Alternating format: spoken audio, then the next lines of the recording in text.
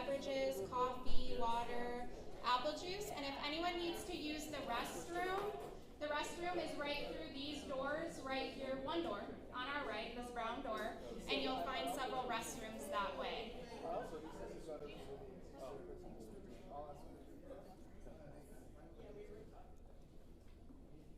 Awesome, thank you. To get us started, we have Vincent Ferris here, the CEO of Meals on Wheels. Thank you, DW. Welcome, everyone. Happy Tuesday. Welcome to Campus of Grace. We always love having people here at the home of Meals on Wheels, but having a room full of people, our two more mayoral candidates, all of you, everybody here is dedicated to make the quality of life of all of our San Antonians better. And that always warms my heart. And so for that, I say thank you, thank you, thank you. So welcome. It is an honor to have you two. We look forward to a great discussion. And DW, I'll give it back to you. Awesome. I actually have something for you, Vincent, as well as a thank you for always hosting dog. us. Meals on Wheels is so gracious. They love to have our meetings here.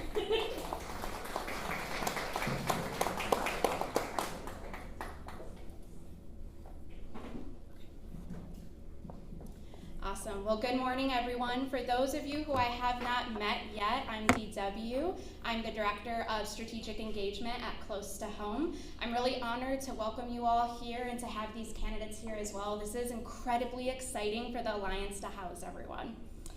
On behalf of Close to Home, we're honored to host this forum and grateful to both of our mayoral candidates for their willingness to engage on this critical issue that impacts so many in our community. Before we begin, I'd like to take a moment to go over a few key ground rules to ensure a respectful and productive space for dialogue. I know y'all got this. I know you guys very personally, so it'll be okay. This is a structured forum. There'll be no live question and answer from the audience. Each candidate has received the same questions and will have equal time to respond. It'll be 3 minutes each. We ask that all audience members remain quiet and respectful throughout the event. No clapping, cheering, or interruptions during candidate responses. Any heckling or disruptions will result in removal from the space so we can maintain a fair and focused environment for everyone. This is a space to listen, learn, and engage in civic dialogue. Thank you again for being here and for caring about the future of our city. Now it's my honor to introduce someone who exemplifies community-centered leadership, LaVuana Chambers Lawson, the president of the COC Board of Directors. She'll share a few words and help us open today's forum. Please help me welcoming LJ.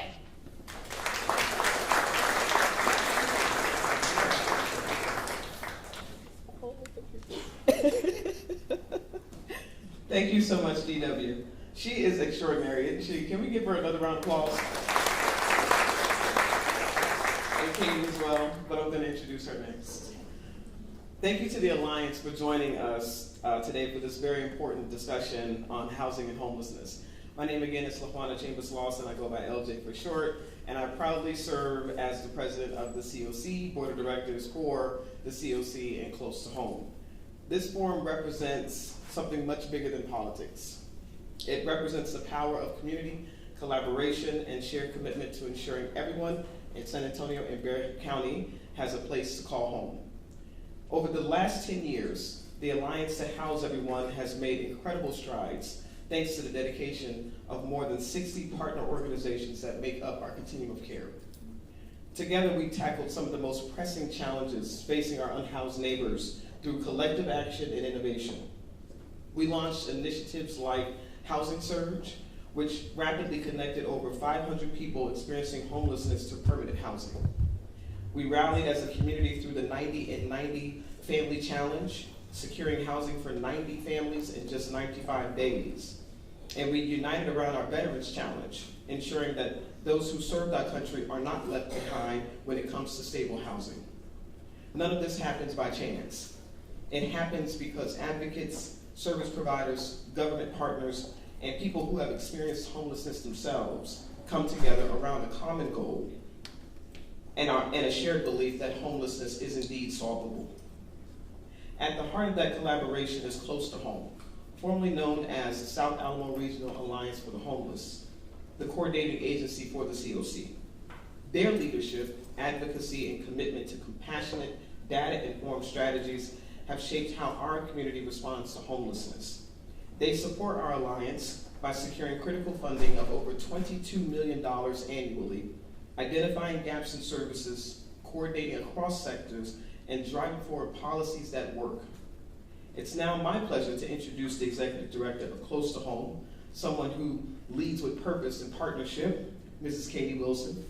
Katie is a tireless advocate and a systems-level thinker who helps make this collaboration possible. She has been with Close to Home since the beginning and is passionate about ensuring everyone has a place to call home. She will walk us through the structure of the homeless response system and moderate today's forum.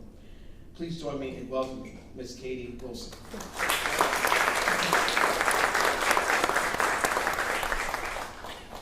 Thank you. Good morning, everyone. And this is such an important conversation. We're glad that you're all here. We're pleased to welcome our candidates for mayor as we consider the leadership and vision required to address one of the most pressing challenges facing San Antonio. Before we begin our discussion, I'll offer a brief overview of the role the Alliance to House Everyone plays in aligning strategies and fostering collaboration. Then we'll transition into a series of questions to better understand each candidate's perspective on how to lead our city forward.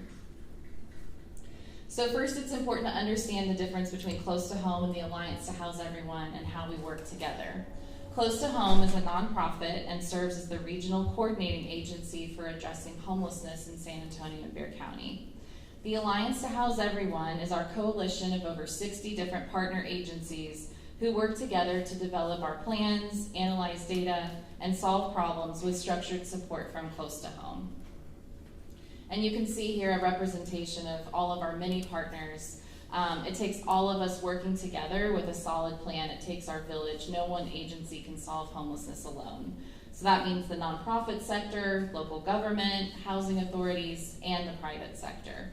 And you can officially join our alliance by visiting closetohomesa.org.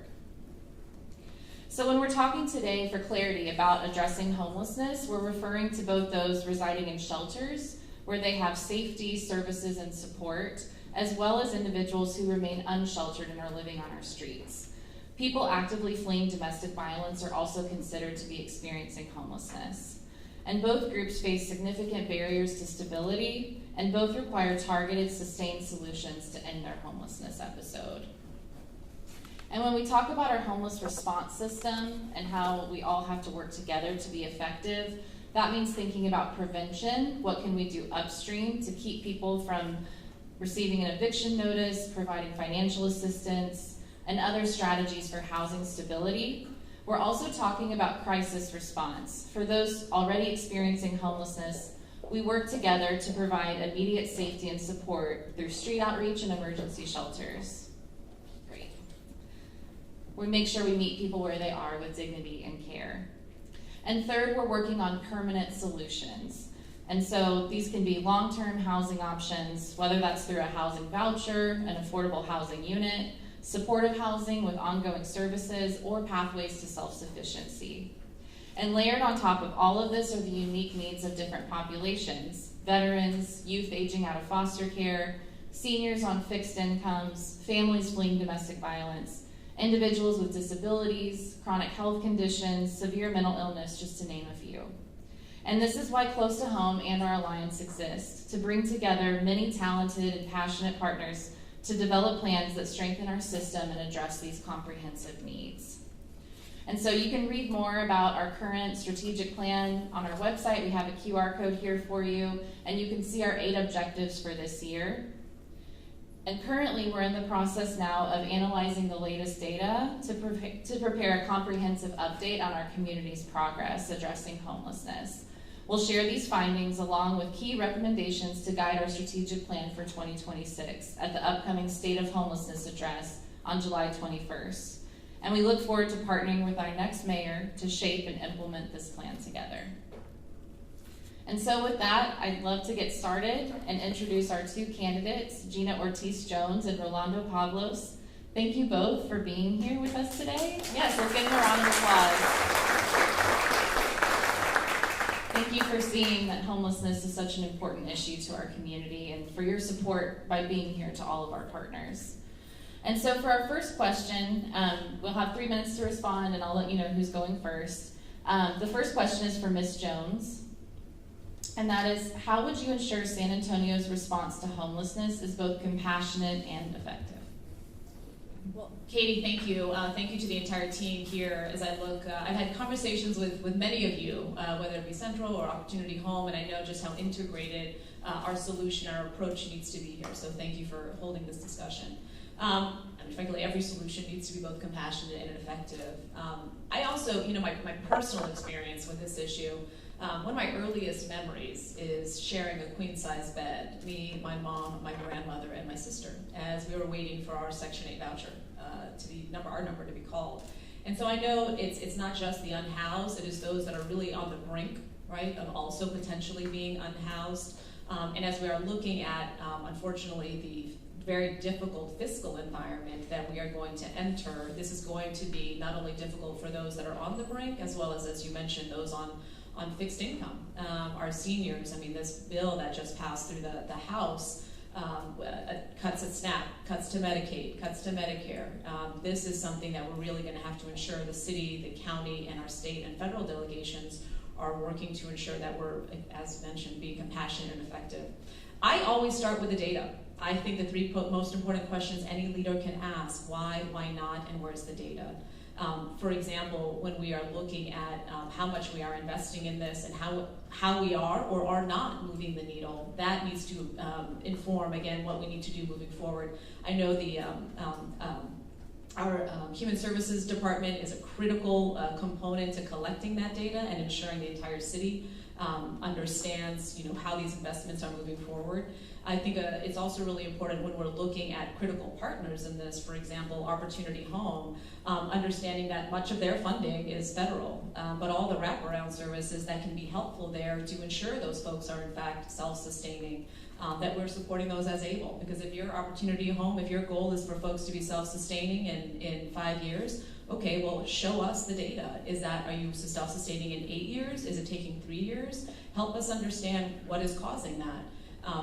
Are folks not able to be self-sustaining because they don't have, a GED? Okay, if we can do ready to work, we can do ready to graduate, right? If you're telling me folks can't get to work because they don't have enough childcare, okay, that's why in my first 100 days, I want to see how quickly we might be able to transition some of those recently closed schools to pre-K for SA or childcare.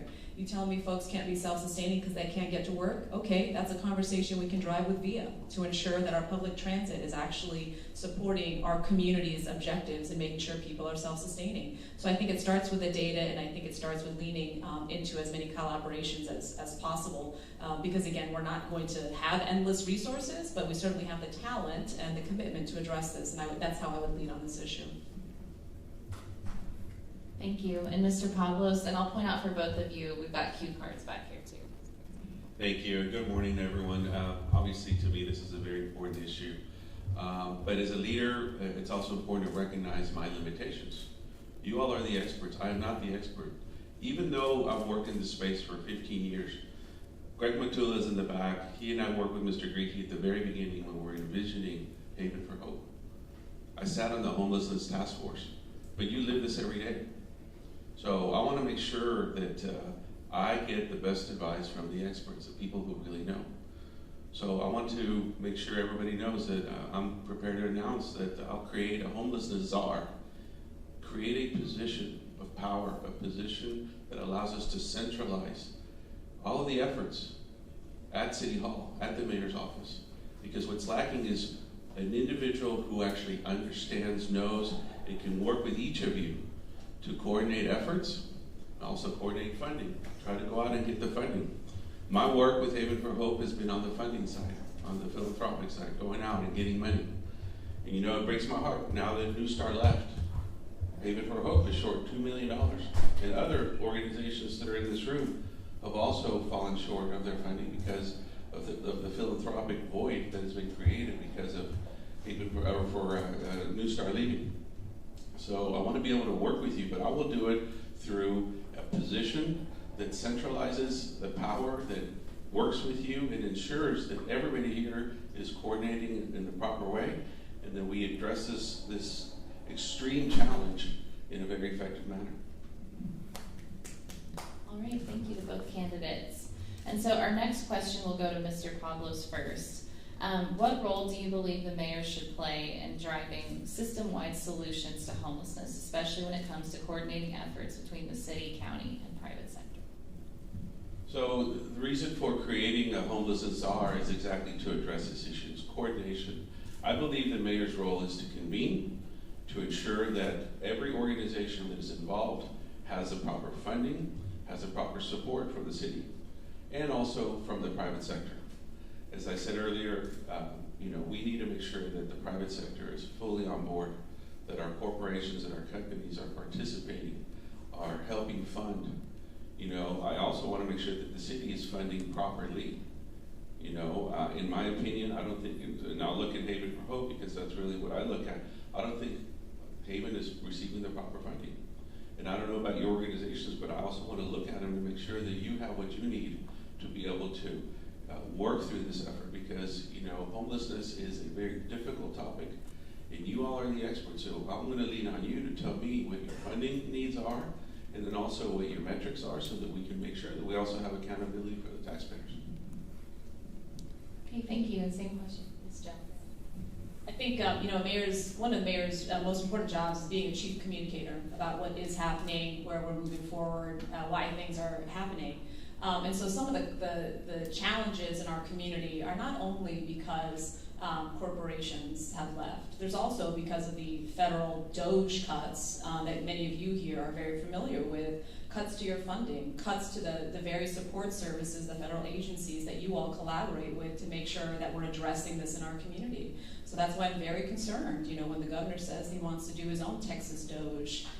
Traditionally, that has been on the backs of the most vulnerable, to include the unhoused. So I think it's important when we're thinking about system-wide solutions, we're also identifying these system-wide challenges to our ability to effectively collect the information and address the needs to make sure that we're moving in a direction that is, as mentioned earlier, compassionate and effective. But yes, I think the mayor really sets the tone in terms of how this is not only important to treat people with compassion, but also be very clear. I had a conversation with Centro here about their downtown efforts, and many business leaders that have headquarters downtown, and the impact that the unhoused and some of those challenges as it relates to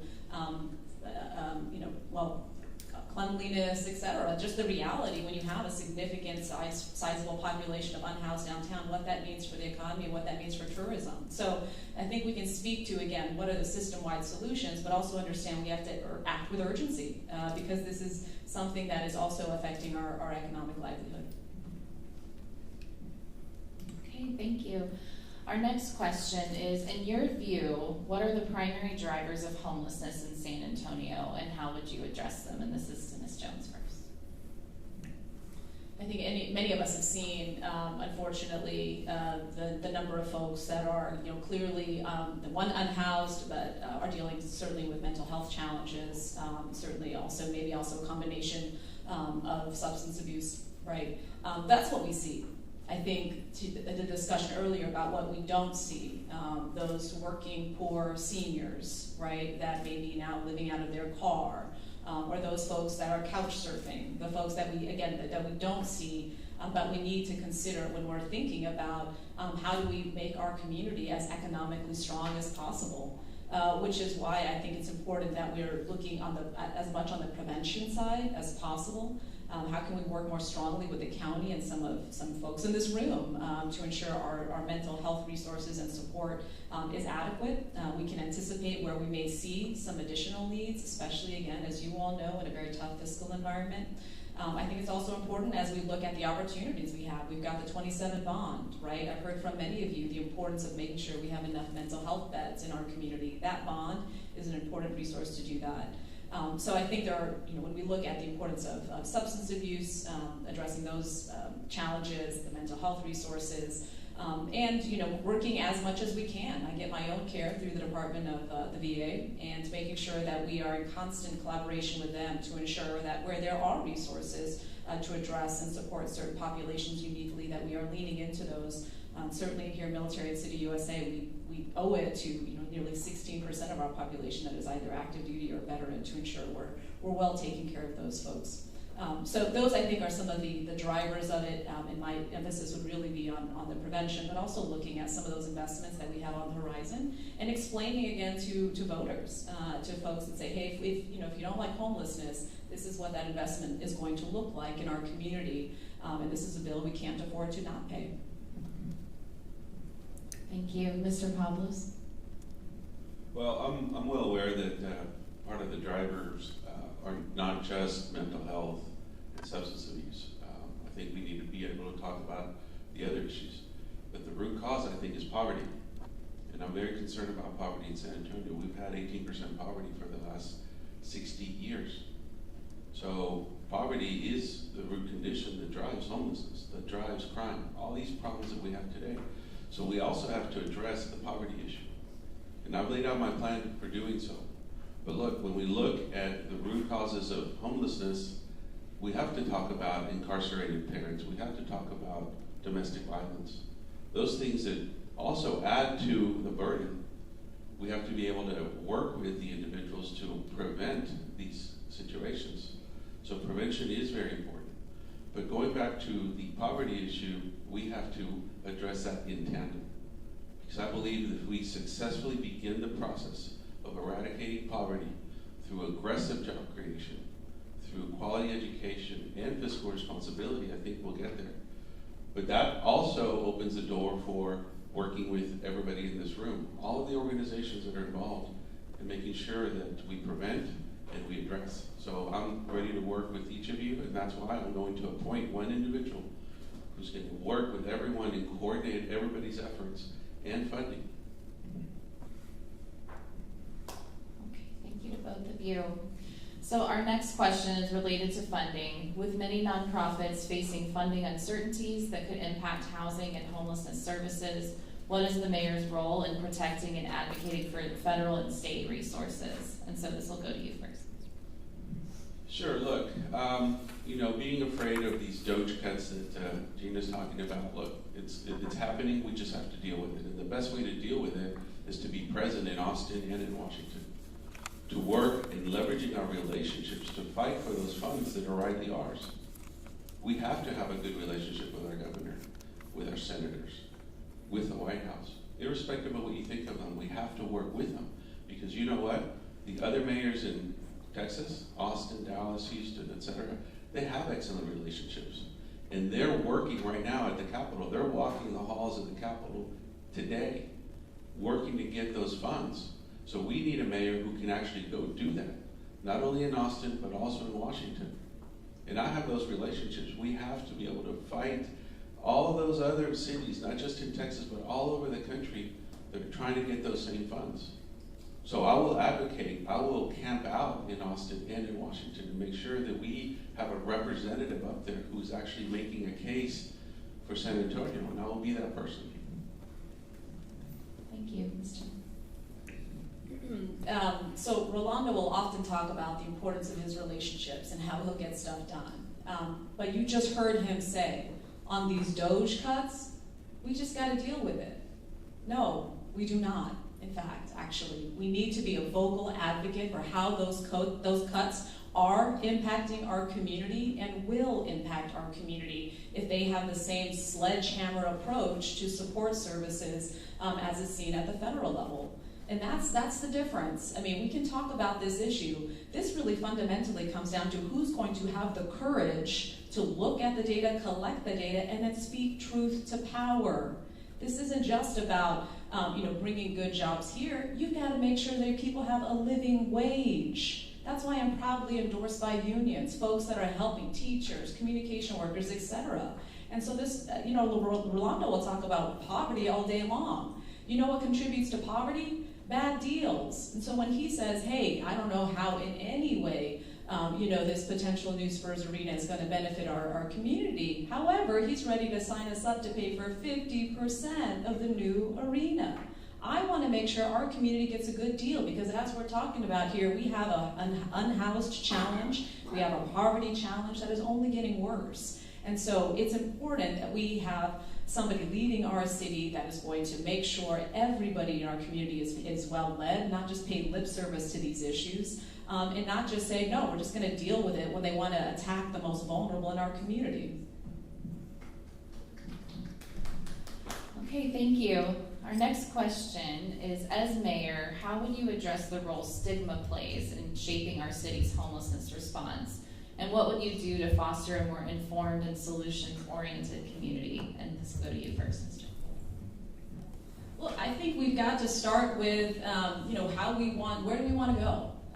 Today we are dealing with the unhoused, but if we do this right, then we are dealing with somebody that enters back into our community as a contributing member, right? Maybe that somebody is employed, is contributing in a way that they can. I think that is how we explain to our community the importance of investing in prevention so folks are not needlessly unhoused. But if we do this right, we will in fact have people self-sustaining within 5 years, like we want at Opportunity Home. I think we always have to explain to folks, again, the return on investment in these solutions, and then explain the opportunity cost. If we don't take these steps, though, we will continue to see, unfortunately, people unhoused, on the brink of being unhoused in our community, and nobody wants that. Right? So I think it's a conversation about these solutions, as we have seen in other places, lead to outcomes X, Y, and Z. And at the end of the day, that is less unhoused, that looks like more permanent supportive housing, and it looks like more folks coming back into our community ready to contribute. That's what we want, and we can get there. And I think, again, this is a conversation we have with folks as the data shows where we are and are not having progress and the importance of making these investments. Thank you. Mr. Pablos. Part of the reason why I want to have one point person, one individual who handles this, is also to be able to communicate the reality and address the perception of homelessness, making sure that our community is well informed about what homelessness really is and who they are. Because right now, we're in a position where we're scapegoating the homeless, we're vilifying them, people think that they're all criminals. So we have a perception problem that we have to address. And so a solid and robust communications plan that educates the entire community about this issue, I think, is going to be very important. And we have to be able to lay it out carefully with your input, getting an understanding of what you're hearing on the ground so that we can shape that communications plan and not only communicate to this community, but also outside of this community so people see what it is that we're trying to do. We already have centers of excellence like this one where we are today addressing this. So we also have to tout all of the efforts that we have, making sure people understand the work we are doing and the results that we're providing. Thank you. And so all of the questions that you've heard today came from feedback from our alliance partners. We'll give both candidates a chance to share some final thoughts, and then we'll have a little bit of time that if you have questions, thank you all for being here today. You're welcome to spend some time with them for a few minutes. And so let's go ahead and share any final thoughts that you have for the Alliance today, and we'll start with Mr. Pablos first. Thank you. Thank you for being here. Look, this is a top issue for our community. Anyone you ask, you'll see that homelessness is a top issue, whether it's businesses, whether it's folks outside of the business community. But I think it's something that we have to, once and for all, address from the mayor's office in a very centralized and professional way. We have to be able to have attention put on this and have an individual who can help cut through the red tape. We need that assistance. We need that centralized processing ombudsman to be able to work with each of you, and then also with the individuals suffering from homelessness. We have to be able to look at exactly what they need. And I've talked about looking at a customized approach, almost looking at each individual to see what their needs are. We need psychiatric beds. There's no doubt about it. And we've been talking to Haven. There's already a place there where we can do that. We're just going to need to find the funding. And I intend to leverage my relationships both in government and in business to be able to find that funding so we can have the resources that we need. Even if we're going to have anticipated cuts, we need to be able to supplement it through philanthropy, and I'm ready to do that. My website is pablosformayor.com, and I'd like to ask for your vote. I want to work with you, and I want to help continue to address this issue in an effective manner that benefits the entire community. Thank you. Thank you, Mr. Well, let me say thank you to many of you that provide such an important service in our community. I mean, Meals on Wheels, you deliver these meals and you look into people's eyes and you know that that is maybe the only meal that they have that day as they're trying to ration these things. And I know you are also probably engaging with folks that are asking you, hey, I heard on the news that they're gonna cut SNAP or they're gonna do like Social Security, like what's happening? So I want to thank you as you all are trying to ease and comfort our community with some of this needless suffering. So thank you for what you do. Look, it's important when you look at somebody's record in public service, what they've done. I have spent my entire career in public service, uplifting folks and making sure that we are making smart investments. That's what I did as the Undersecretary of the Air Force. I've also always been informed by my own lived experience. Again, being that young kind of 5-year-old, 6-year-old, if I can remember my age, and understanding just the insecurity of that housing at the time, and understanding though that if you have a leader that is prioritizing secure, safe housing in our community, folks can go to work, kids can go to school, less stressed, etc. So this is an opportunity to make sure we have a leader committed to our entire city. I'll be a mayor for all and work with you to address this issue. So please vote for me, GinaOrtizJones.com, and look forward to working with you. Well, thank you. Can we give a round of applause to both of our candidates?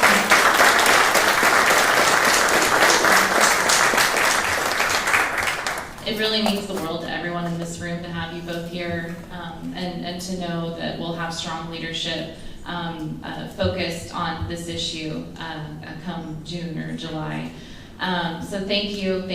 And to everybody in the room, your voice and your vote matter deeply. And we've seen local leadership plays a pivotal role in shaping how we respond to homelessness. And this election is an opportunity to drive real, lasting change right here in our community. So early voting begins today and runs through June 3rd. Election. Yeah, you've got some time. Election day is June 7th. So let's stay engaged, let's vote, and then the real work begins. Thank you.